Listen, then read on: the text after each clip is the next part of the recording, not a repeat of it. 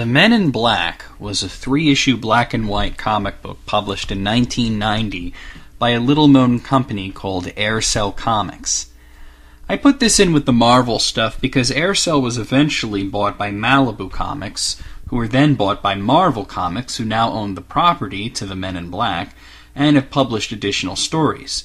There was also a follow-up, The Men in Black 2, but both of these series are way, way under the radar. Honestly, I don't know how such an obscure comic got optioned for a film. I'd love to have been a fly on the wall in that meeting.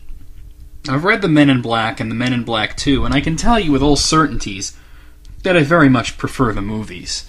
The comics are almost too ridiculous to exist. Once again, something that makes me wonder how it even got optioned for a film. The concept of Men in Black is pretty simple. The Men in Black are an organization that monitors extraterrestrial activity on Earth.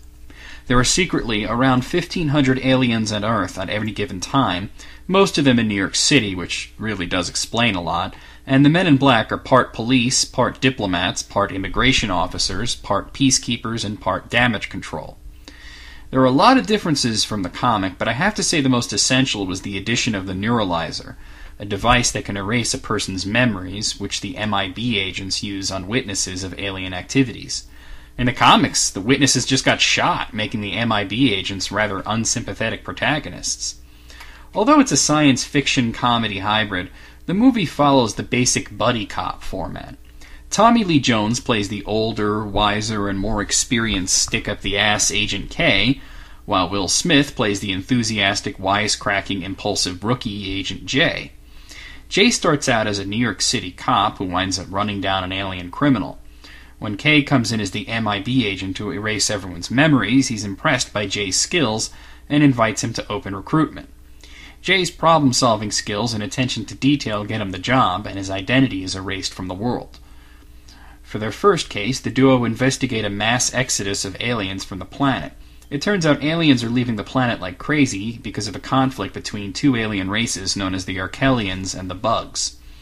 The Arkelian prince, who was on Earth, had a minuscule object that has a limitless power source called the Galaxy, and a bug, taking the form of a human played by Vincent D'Onofrio, is after it to help their war against the Arkelians.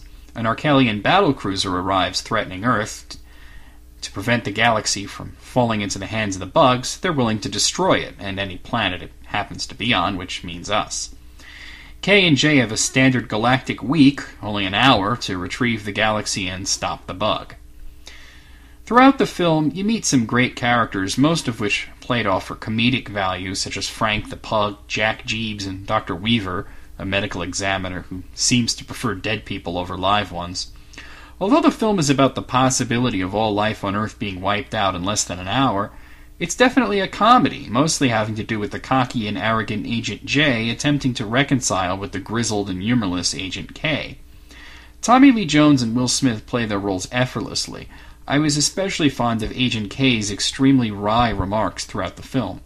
The movie was massively popular and spawned a sequel later on, Men in Black 2, which a lot of people criticized for being too similar to the first movie, but I liked it personally. There is also a third movie supposedly coming out next year, which I look forward to. Men in Black, after the film, went from being an extremely oddball cult comic to a media enterprise, with a cartoon, several video games, and of course a load of merchandise and the prerequisite rap songs from Will Smith. The movie itself, as far as I'm concerned, is great. It still makes me laugh after multiple viewings and is a load of fun. I'm going to give it a 9 out of a possible 10.